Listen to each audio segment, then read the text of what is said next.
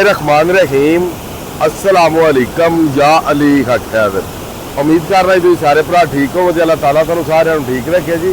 तो जिस तरह कि तुहानू पता है कि फ्लड अपडेट चल रही है, हैड मराला दी काफ़ी ज़्यादा फेक न्यूज़ा भी चल रही ने कि हैड मराला जनाब 7 लाख 8 लाख पानी जो क्यूसक है वह डिस्चार्ज करवा रहा। अज तुहानू दसना कि 7-8 लाख क्यूसक जो पानी डिस्चार्ज करवा रहा उसका तरीका की है, तो जो नॉर्मल पानी वो क्रॉस करा रहा उसका तरीका की है।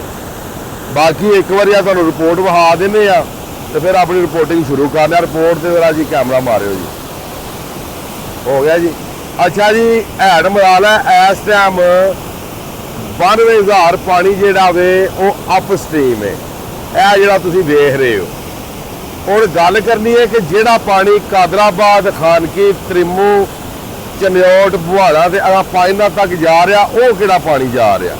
वो मेरी जान यह पानी जा रहा डोन स्ट्रीम से 80,901 पानी जोड़ा वो जा रहा।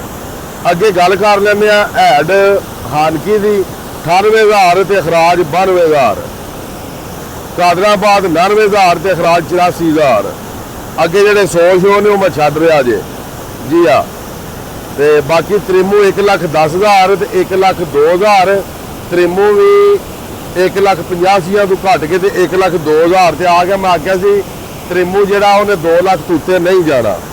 अगे दरियाए रावी कोट नैना के मुकाम से 3,750, जैसर के मुकाम से पानी 3,901, अगे जनाब मेरी सफून के मुकाम से पानी 17,809, अगे शतरा के मुकाम से पानी 17,392। उस तो बाद अगे गल कर लें बल्लो की 59,000, वह भी 85,000 तो घट के ते थले आ गया 59,000, अखराज 25,000। अगे जनाब सदनाई 38,000 तो अखराज 23,000। बाकी जेडे भरा फ्लड दी वीडियो बनाते हैं तो बंदियां बड़ा वधा चढ़ा के विखाते हैं। अज तुहानू वो भी तरीका विखाने जनाब, जरा विखाना फ्लड के अंदाज के नाल इत्थों दी कि किंज पानी है। यह जनाब फ्लड का अंदाज है। इत्थे कोई बंदा भी जिहड़ा वो ये जज नहीं कर सकता कि हैड मराला वाकया ही इन्ना पानी छड़ रहा। हुण अगर मैं इत्थे गल करा टाइम की कि इन्ने बजे हैड मराला खुल गया तो गल तो सच्ची है, मगर यदा अगर असीं जूम आउट करिए यदा मोबाइल का तो एक हकीकत तुहानूं वहाईए इह साइड की इधर सारा दरिया बंद पे है।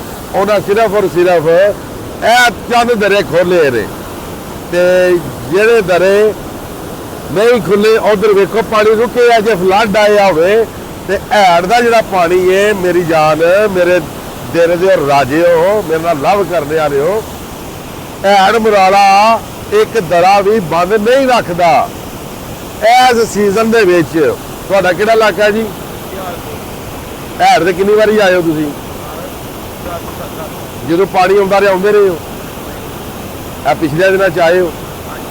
पिछले दिनों हैड दे कदे सारे गेट भी ये खुले वेखे जे भी उता चुक घटे हो 2026 नहीं ना?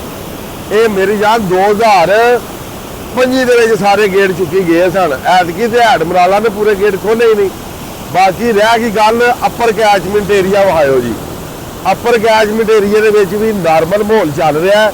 अगर उधर बारिश हो रही होंगी जिन्हें जनाब सलाल डैम के जोड़े ने गेट ने खोले ने तो उदों 6 घंटे पानी इत्थे आ जाता। क्या कल शाम के तक 6 घंटे नहीं होए?